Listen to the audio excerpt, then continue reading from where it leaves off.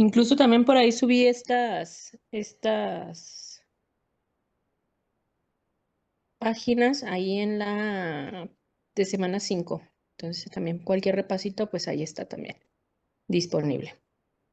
Y bueno, la clase pasada estábamos viendo como las diferencias y las características que tiene el derecho internacional con el derecho interno, que básicamente pues estas diferencias están dadas por su naturaleza de tratar con soberanías como tal, ¿verdad? Esta parte en donde cada país, cada nación tiene su soberanía, quiere decir que no hay nadie que pueda decirle al país qué hacer o qué no hacer. Y entonces, pues por eso surge este derecho internacional muy diferente a cómo se maneja el derecho nacional. No hay una estructura jerárquica porque no puede haber una soberanía más arriba que otra, ¿verdad? Aunque un país diga, bueno, es que yo soy más rico, yo tengo más dinero, yo tengo más población, pues en realidad todas las soberanías son iguales y no tiene por qué haber una jerarquía de este país manda a todos los demás. Se respetan mucho las costumbres, pues porque precisamente cada nación tiene su propia cultura y su propia normativa, y entonces pues a partir de esto es una de las fuentes más importantes, la autotutela y pues básicamente la normativa interna es la que va a tener que hacer o que modificarse para coincidir con el derecho internacional, ¿verdad? Digamos que, por ejemplo, México firma una convención para evitar la tortura. Y entonces en el derecho internacional México se está obligando a evitar esa tortura y a lo mejor a seguir ciertos protocolos. ¿Qué tiene que hacer México para cumplir con esa convención, con ese tratado que acaba de firmar? Pues modificar el derecho interno y a lo mejor por ahí crear algún tipo penal, establecer sanciones más fuertes, crear protocolos, capacitaciones, y entonces a lo interno, cada país tiene que hacerse responsable para hacer cumplir ese derecho, esas obligaciones que se están adquiriendo. La responsabilidad es colectiva y no individual. Aquí básicamente cuando nosotros tenemos una normativa interna, pues cada persona es responsable de cumplir su propio derecho, ¿verdad? Y entonces supongamos que yo tengo que pagar impuestos, pues yo tengo que hacer mis declaraciones, tengo que ir al banco, tengo que pagar o tengo que estar vigilando que se estén haciendo las retenciones, etcétera, ¿no? La responsabilidad es mía. En cambio, en el derecho internacional, pues es la colectividad, ¿verdad? De nada sirve que, por ejemplo, firmemos un tratado para evitar la contaminación del agua y yo lo cumplo y mi vecino de al lado no. Pues realmente no tiene beneficio, no se está llevando a cabo el fin para el que se firmó este tratado, porque finalmente si uno de los países incumple, pues el tratado ya pierde su efectividad. Pues es como lo que distingue al derecho, bueno, y nada más también para cerrar el tema, tampoco hay como un tribunal, una entidad supraordenadora, ¿verdad? Que en donde diga, a ver, tú incumpliste con esto, te voy a sancionar. En realidad, pues sí hay varios tribunales internacionales, una corte penal, corte de derechos humanos, etcétera, pero cada país tiene que tomar elección de someterse a su jurisdicción. Cada país dice, bueno, a mí sí me interesa cumplir y entonces yo me someto a la jurisdicción de la Corte Interamericana de Derechos Humanos y pues voy a tratar de cumplir lo que ordene. Pero pues siempre estas son recomendaciones, por lo mismo que no puede condenar, no puede hacer una condena como tal, como lo hace un juez del derecho interno, ¿verdad? Aquí el juez, si por ejemplo a mí me demandan por alguna deuda y no quiero pagar, pues entonces el juez lo que va a hacer es embargarme mis bienes, rematarlos y de ahí cobrarse, ¿verdad? En el derecho internacional, pues no se puede hacer esta parte porque no hay una autoridad que pueda hacerlo. Entonces, pues es básicamente las diferencias, pues por la misma soberanía que tiene cada país. Entonces, bueno, hasta aquí nos quedamos la clase pasada y vamos a entrar al tema de la doctrina.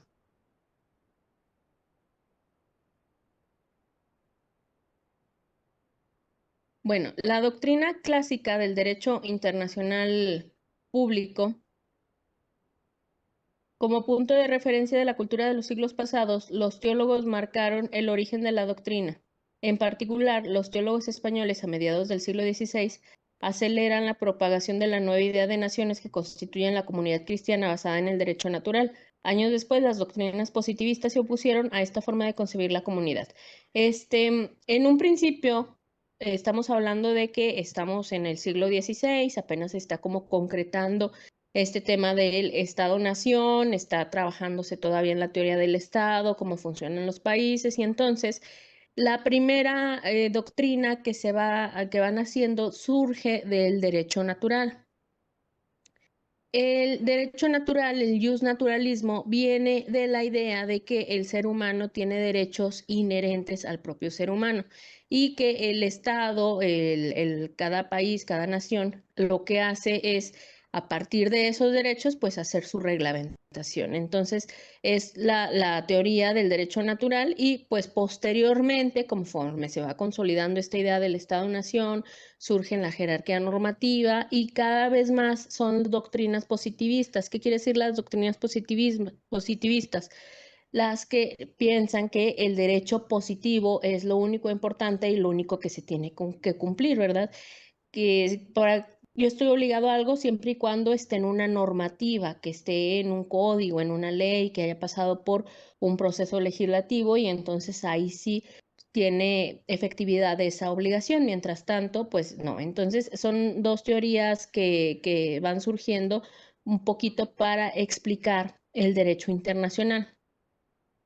En las doctrinas naturalistas, en este derecho del derecho natural, del derecho que surge del propio ser humano, pues nos habla del derecho de gentes. Esta teoría pues viene de, pues de toda la comunidad ahí, España, Francia, Inglaterra, que recordemos que fueron las potencias que en el surgimiento del derecho internacional, las primeras normativas que se hicieron fue entre estas grandes naciones. Por eso, pues en un primer momento se habla de un derecho natural, de un derecho de gentes.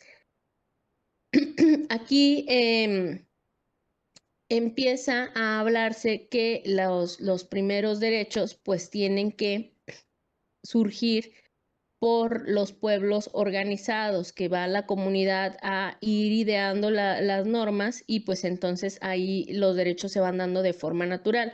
Ya el derecho positivo, las doctrinas positivistas, vienen a imponerse después de estas doctrinas naturalistas y bueno, aquí estoy poniendo algunos autores, Richard Sous, Cornelius Van y de Batele. Entonces, bueno, son los primeros autores que nos hablan de este derecho positivo.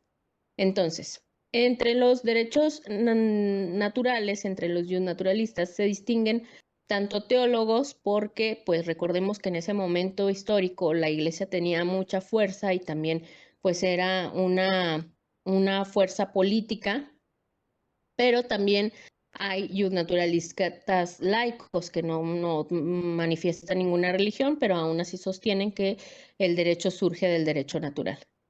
Entre los naturalistas teólogos tenemos a De Vitoria, a Vázquez de Menchaca, Baltasar de Ayala, Francisco Suárez, y entre los laicos, Alberico Gentili, Hugo Grocio, Samuel Pufendorf y, bueno, Christian Wolff.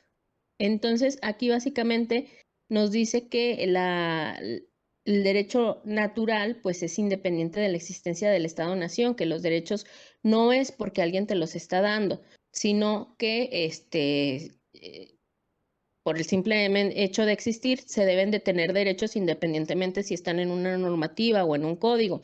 Sobre todo, pues los teólogos sostenían esta parte de que hay algo más grande que los pueblos, que la política, que el rey, que el gobernante en ese momento, y que pues por lo tanto, al ser todos pues parte de una religión, ese Dios es el que da los derechos sin importar pues quién esté en ese momento al mando y entonces se coloca la justicia independientemente de los intereses estatales, ¿verdad? No importa quién esté en el estado o cuál es el interés económico en ese momento de un estado, sino que pues lo importante es lo que mande el ser supremo, ¿verdad? Dios o en lo que se crea. Entonces, Los naturalistas laicos sí separaban la moral de la teología, diciendo, bueno, no es tanto porque un Dios te esté dando esos derechos o porque se tenga este ser supremo, sino que en realidad la propia moralidad de las personas es ese ser supremo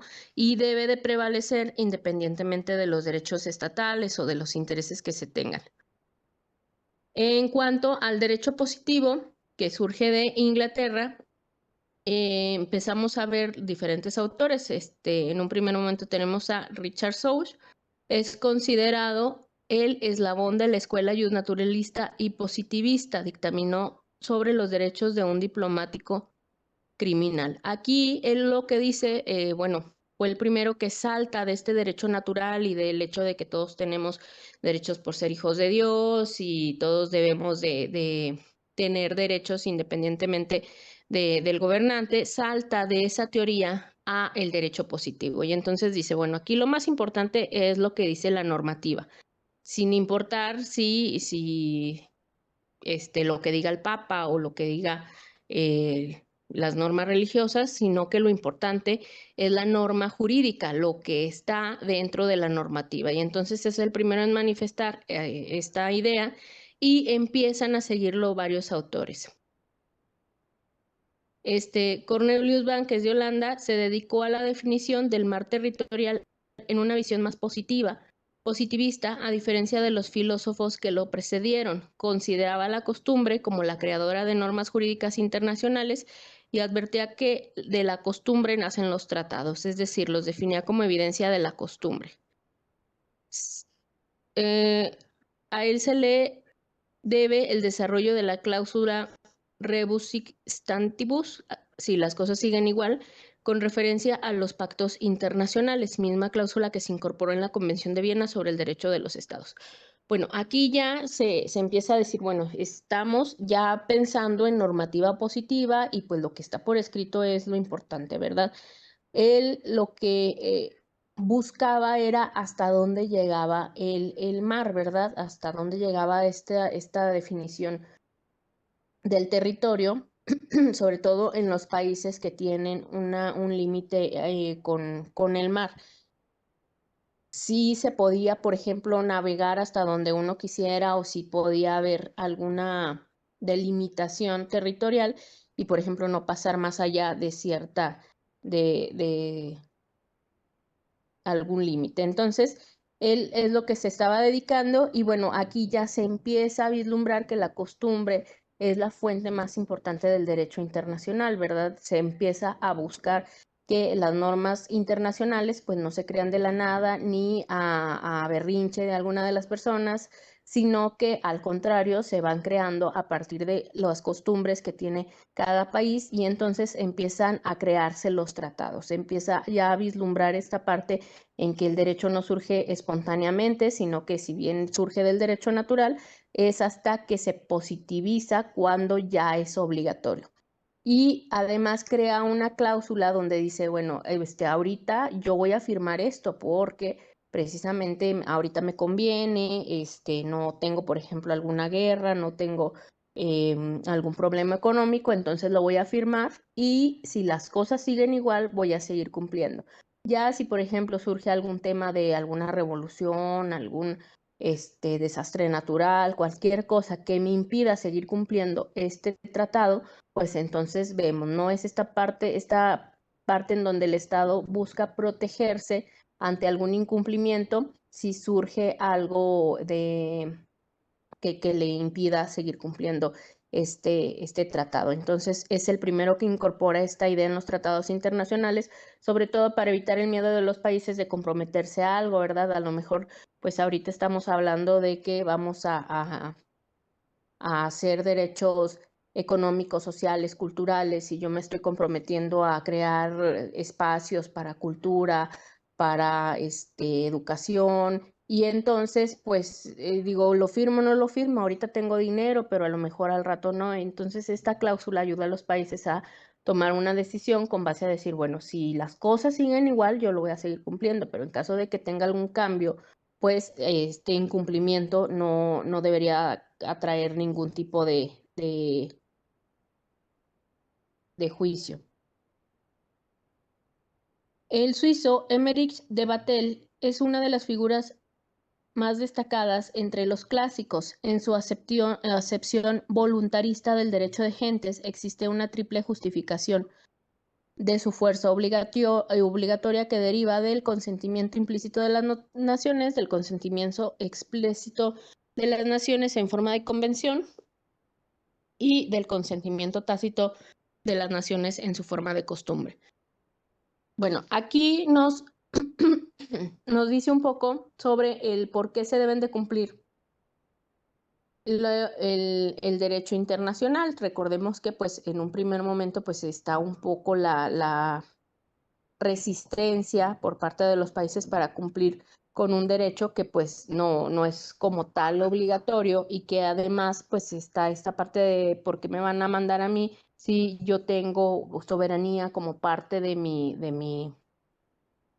estado. Entonces, aquí lo que nos dice este autor es que se tiene que cumplir por tres cosas, ¿no? En un primer momento, el consentimiento implícito de las naciones, que decimos que todos estamos de acuerdo en crear derecho para evitar la anarquía, para fortalecer los lazos, para fortalecer la economía, y entonces implícitamente pues tenemos este consentimiento de que todos estamos de acuerdo en que surja el derecho internacional.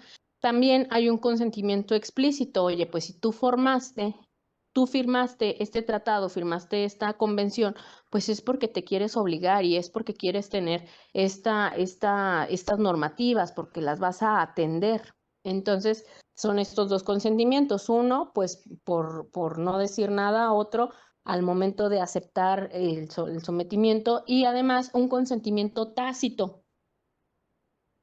porque pues cada nación tiene sus costumbres, y pues el estar repitiendo y haciendo alguna actividad pues es lo que va creando este derecho internacional. Y entonces pues por eso el derecho internacional se debe de cumplir por estos tres consentimientos, por estas tres voluntades que hace el Estado en torno a este derecho. También después de estas teorías se desarrolla la teoría de la autolimitación del Estado, propuesta por Jelling y Jering. Esta teoría se basa en considerar la precaria existencia de un ordenamiento jurídico internacional sin voluntad de los Estados, mismos que solo se vinculan a disposiciones que de manera autónoma han aceptado. El Estado se relaciona con los demás sujetos de la comunidad internacional, limita su soberanía, obligándose a respetar las normas que él mismo negoció, y pues se va creando esta teoría, ¿verdad? Nos dice estos autores que es una autolimitación, que entonces el derecho internacional debe de cumplirse porque es el propio Estado el que se quiere limitar, ¿verdad? Yo tengo mi soberanía, nadie me tiene que decir qué hacer, y yo en esta soberanía me estoy autolimitando, ¿verdad? Estoy creando normativa y estoy dispuesto a cumplirla como una autolimitación, ¿verdad? Como una norma que yo voy a aceptar y yo voy a cumplir. Entonces empieza a desarrollarse un poco más esta teoría en la comunidad internacional, en donde el Estado limita su soberanía. Por eso se llama la teoría de la autolimitación, porque nadie lo está limitando más que el propio Estado por sí mismo. Y pues aquí ya se empieza a advertir la observancia de falta de instrumentos, de falta de procesos que van a garantizar la observancia de las normas internacionales, ¿verdad? Si decimos que el propio Estado se autolimita y se va limitando su soberanía, pues también el propio Estado puede decidir no cumplir. Entonces se empieza a vislumbrar esta falta de garantía en el derecho internacional. También se empieza a considerar una primacía del derecho interno. Es decir, como que el derecho interno en ese momento tiene más peso que el derecho internacional. Y entonces muchas veces los estados dicen que van a autorizar a celebrar acuerdos internacionales. Entonces, esta teoría nos habla sobre una unión de voluntades, ¿verdad? Nos dice este autor, Wenzel, nos dice, a ver, si hay un derecho interno y en ese derecho interno tú autorizas al Estado a firmar acuerdos internacionales, pues entonces estábamos hablando de una voluntad de todas las personas que forman tu estado, ¿verdad? Del propio pueblo es el que va a estar de acuerdo en crear normas para la comunidad internacional, crear normas de formar de manera espontánea el derecho internacional a partir de normas creadas al derecho interno. Entonces, esta teoría de las voluntades, pues nos habla precisamente de eso, de cómo el derecho interno, que recordemos que el derecho interno viene de la petición de la sociedad, de los individuos como tal, que van creando el derecho interno, y entonces si en este derecho interno se autoriza o se va formando, se va visualizando la normativa internacional, entonces pues a partir de esta voluntad del propio pueblo es como se crea este derecho internacional, y entonces pues esta teoría nos habla precisamente de eso. Una teoría muy parecida es la que nos dicen Triepel y Ancelotti, que nos habla de la teoría de la voluntad común. Aquí en esta teoría se acepta la existencia de un ordenamiento jurídico internacional y nos dice que este ordenamiento internacional se da por acuerdos negociados independientemente de los contratos. Entonces, son acuerdos, son como si fueran contratos, son con autonomía contractual, es decir, que cada persona, en este caso cada país, puede obligarse a lo que quiera como si firmara un contrato, ¿verdad?